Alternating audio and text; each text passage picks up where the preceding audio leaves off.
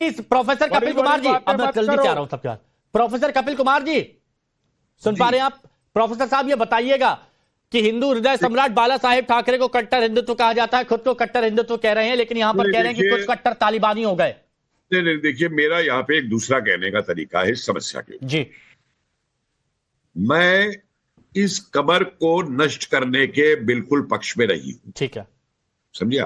बहुत अच्छा। उसकी जगह पे इस कबर के बाहर एक बहुत बड़ा पोस्टर लगाया जाए और उस पे लिखा जाए कि ये उस आतंकी औरंगजेब की कबर है जिस औरंगजेब ने हिंदुस्तान में ये मंदिर तोड़े थे, ये अत्याचार किए थे, जिससे वो इतिहास याद रहे सबको कि यहाँ पे या और मुगल बादशाह बड़े बड़े मजारों में, बड़े बड़े उनमें गुंबदों में बैठे हुए हैं, या किस तरीके से इसकी कबर बनी महाराष्ट्र के अंदर, मराठवाड़ा के अंदर, वहां पे ये पोस्टर लगना चाहिए। अब जहां तक रही बात हिंदू तालिबान कहने की, देखिए, संजय राउत जैसे व्यक्ति के बारे में मैं अपने मुंह से कुछ कहना नहीं चाहता। एक बीमारी होती है पाइल्स की, और वो पाइल्स की बीमारी कुछ लोगों को दिमाग में भी हो जाती है। अरे एक दिन मुझे बता दीजिए, जिस आदमी के, इस आदमी के मुंह से जिस दिन जहर ना निकलता हो, मुझे एक दिन बता दीजिए। आपने किशोर तिवारी जी को भी हंसने पर मजबूर कर दिया, लेकिन इस तरह की बातें मत कीजिए। नहीं, मैं तो कह रहा हूं ना भाई, सबूत पे कह रहा हूं। एक दिन मुझे बता दीजिए जिस दिन इस आदमी के मुंह से जहर ना निकलता। अच्छा, बहुत सुनिए, कुछ कहना चाह रहे हैं फाजिल जी, कुछ कहना चाह रहे हैं फाजिल अहमद जी, प्लीज। हाँ, देखिए, कपिल जी तो इतिहासकार हैं। औरंगजेब साहब ने मंदिर तोड़ा दिया। औरंगजेब साहब ने, ठीक है। आलमगीर औरंगजेब भाई, ये कौन है? उन्होंने ये भैया, ये औरंगजेब को साहब आपने कहने का? सुनिए ना, अरे वो मानते हैं, वो औरंगजेब को मानते हैं क्या? औरंगजेब इनके पुरखे हैं। अब सुनिए, बोल रहे हैं औरंगजेब पुरखे इनके। मंदिर के तहखाने में कैद करके बलात्कार कर रहे थे, उसको औरंगजेब ने आजाद कराया। वो इनको ऐसा भूल गए। और कौन बलात्कार कर रहा था? उनके अपने लोग बलात्कार कर रहे थे। दुनिया में औरंगजेब की रिपोर्ट आप निकालेंगे? औरंगजेब की रिपोर्ट आप निकालेंगे? अच्छा, कितना कत्लेआम किया, कितना कत्लेआम किया? अच्छा सुनिए, अच्छा मुझे ये बताइए, नहीं मुझे ये बताइए, आप उस तहखाने में कहीं कोने में खड़े थे क्या? आप उस तहखाने में कहीं कोने में खड़े थे क्या? अब इसको, ये तो बिल्कुल इलॉजिकल। मैं आपसे पूछ रहा हूँ, अरे मैं पूछ रहा हूँ। अरे भैया, ये तो फाजिल भाई आप बताइए तो। नहीं, बच्चा तो ये भी जानता है ना कितना कत्लेआम किया औरंगजेब ने, ये जानता है कि नहीं जानता? महाबली बाजी। अच्छा, एक मिनट, अच्छा ठीक है, एक मिनट, अच्छा तो मैं चर्चा नहीं चलने दूंगा। नहीं, अभी जो उमर खालिद को जेल में डाल रखा है, ओवरलैपिंग में मैं डिबेट बर्बाद नहीं करूंगा। सुनिए सर, ओवरलैपिंग में डिबेट बर्बाद नहीं करूंगा, लेकिन फैज भाई प्लीज एक बार, एक मिनट फैज भाई, मुझे ये बताइएगा कि औरंगजेब जो ये कह रहे हैं कि औरंगजेब जो इनके पुरखे हैं, जो इनके पूर्वज हैं, जिनके लिए ये साहब का इस्तेमाल करते हैं और आलमगीर का इस्तेमाल करते हैं, क्या वाकई इतना महान इंसान था?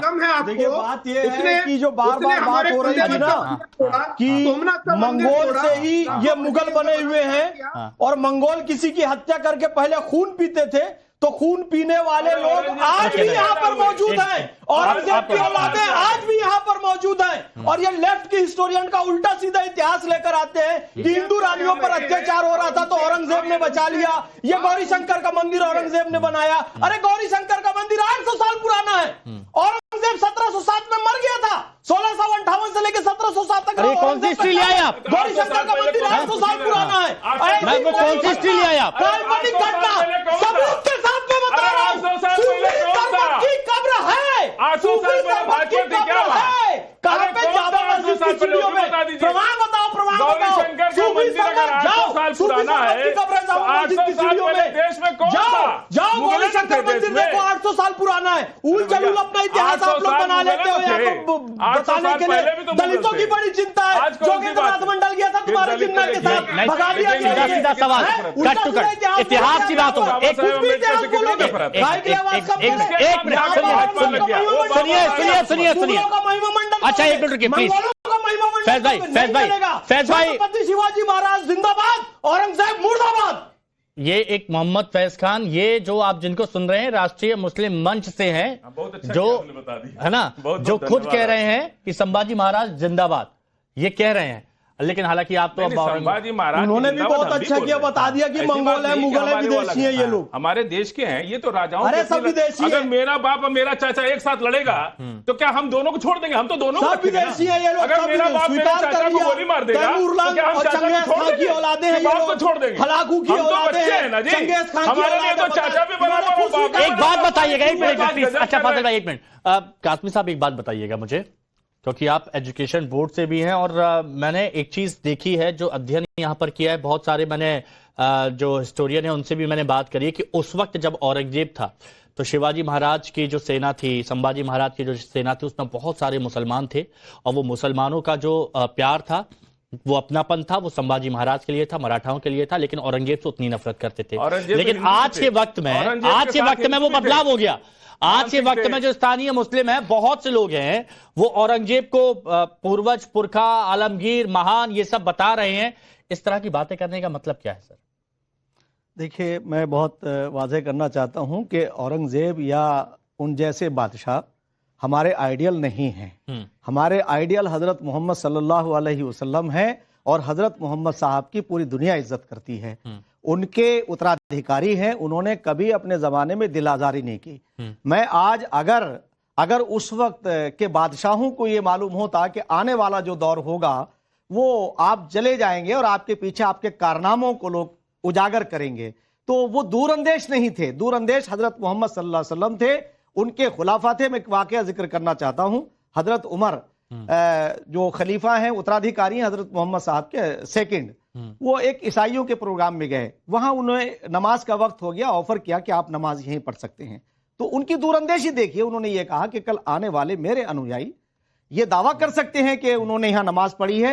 तो उनकी दूरअंदेशी देखिए। और इन बादशाहों की, ये खाली बादशाह थे, ये यहां हुकूमत करने के लिए आए थे। मैं प्रधानमंत्री श्री नरेंद्र मोदी जी के उस कथन के साथ हूं कि उन्होंने कहा कि हम 1200 साल से गुलाम थे, आज हम भारतीयों की सरकार है। तो इसलिए मैं भारत के लोगों से कहना चाहता हूं कि आप अपने संविधान के अनुसार अपना आचरण बनाइए। वो लोग हमारे आइडियल नहीं, मुसलमान उन्हें आइडियल नहीं मानता। मुसलमान आइडियल मानता है उन लोगों को मानना चाहिए कि जिन्होंने दुनिया में अमन और आश्ती की बात की है, और वो हजरत मोहम्मद साहब हैं जिनकी सब इज्जत करते हैं। आप कहते हैं कि भारत के मुसलमान हमारे आइडियल बिल्कुल नहीं है। ठीक है, भारत के मुसलमान औरंगजेब को आइडियल नहीं मानते, हालांकि आधा सच है कि कुछ लोग हैं जो मानते हैं। सच्चाई है हिमांशु भाई, अगर औरंगजेब की बात आप करते हैं, इस देश में क्या था? कोई बनारस का राजा है, कोई मध्य प्रदेश का राजा है, कोई लखनऊ का राजा है, कोई अवध का राजा।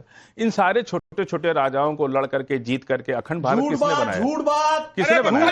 चार धाम औरंगजेब के अब पैदा नहीं हुए तब से चार धाम यहाँ पर मौजूद है।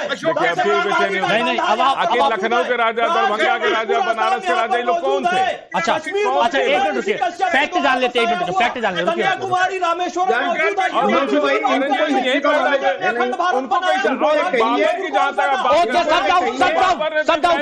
एक बार अफगानिस्तान तक कन्याकुमारी का मंदिर कौन सा था? औरंगजेब के दादा पैदा नहीं हुए थे तब से अखंड भारत है। ये देखिए, मूर्ख लोगों को चर्चा में मत बुलाए कीजिए। फैज खान भाई को आप देख रहे हैं कि हिस्ट्री पर भी अच्छी पकड़ है, लेकिन प्रोफेसर साहब कुछ कहना चाह रहे हैं। जी कपिल जी, प्लीज कुछ कहना चाह रहे थे आप। मुझे ये बताइए, ये जो कह रहे हैं बादशाह, इनसे पूछिए जरा, अशोक के समय में क्या था भारत? अखंड भारत अफगानिस्तान की स्टेज से हम सम्राट अशोक के स्थापना की बात करते हैं। अखंड भारत तुम तो औरंगजेब को दे रहे हो, श्रीलंका यही तो कह रहे हैं कि अखंड भारत, आप कह रहे हैं कि कोई और कर रहे हैं। सम्राट अशोक के बाद फिर टूट गया था ना भारत। उसके बाद क्या हुआ था? सुनिए, मुझे बताइए, सम्राट अशोक ये बताइए कि पूर्वों का आसाम पे कब अधिकार था?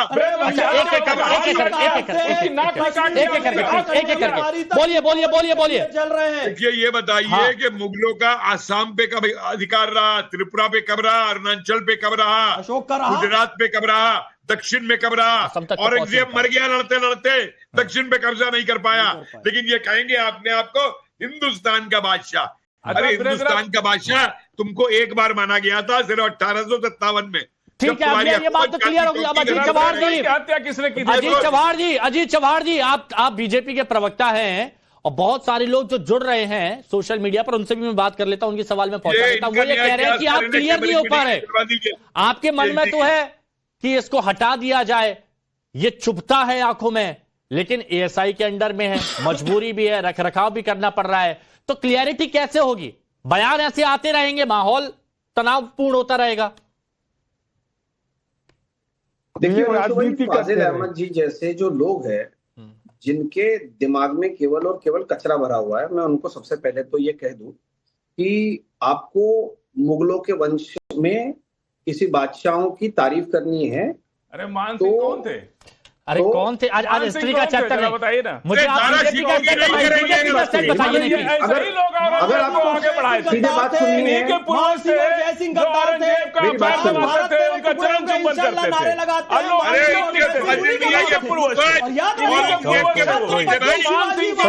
सुनिए औरंगजेब के साथ ना कोई मान सिंह को पूछता है, ना कोई जय सिंह को। इन्हीं के पूर्वज जो है प्लीज तलवार लेकर के औरंगजेब की हिफाजत करते थे। ये इन्हीं के पूर्वज थे। ये गलत कर रहे हैं। हिमांशु जी, ये जो फाजिल अहमद औरंगजेब को आप साहब कह रहे हैं, इनका डीएनए टेस्ट कराइए, इनके पूर्वज क्या आपको वही इसी में। अच्छा एक मिनट प्लीज, वक्त कब है, सबको डाउन करिए। अजीत चौहान जी, इस मुद्दे का अंत कब होगा, कब तक खिंचेगा ये? शॉर्ट में जल्दी से बताइए, शॉर्ट में।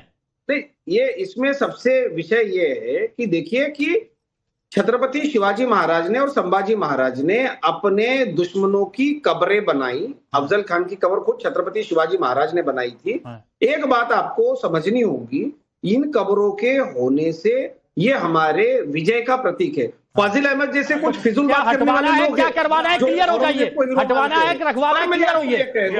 इन कब्रों का, इन प्रतीकों का, इन पापियों के स्मारकों का अगर महिमा मंडन होगा तो वो हम चलने नहीं देंगे। ठीक है, ओके, क्लियर है। किशोर तिवारी जी, महिमा मंडन नहीं होना चाहिए, तो क्या आप कपिल जी की बातों से सहमत हैं कि जहां उसकी कब्र है उसके बाद बड़े से पोस्टर में लगा दीजिए कि इसने इतना अत्याचार किया था, या कुछ और सुझाव देना चाहेंगे आप? नहीं, देखिए मैं ये कहता हूं कपिल जी के उस सुझाव से मैं सहमत हूं, लेकिन यार उन्होंने वो जरा वो पाइल्स की बात की, वो थोड़ी ज्यादा की। मैंने मना कर। और मैं अजीत कोई पूछना चाहता हूं, आपने एक बार नारा दिया था सबका साथ सबका विकास। अरे मेरा छोड़िए, तुम्हारा नारा है कबर सम्राट शिवसेना प्रमुख बाला साहेब ठाकरे के विचारों को आपने छोड़ दिया है क्या? संभाजीनगर का नामकरण करने वाले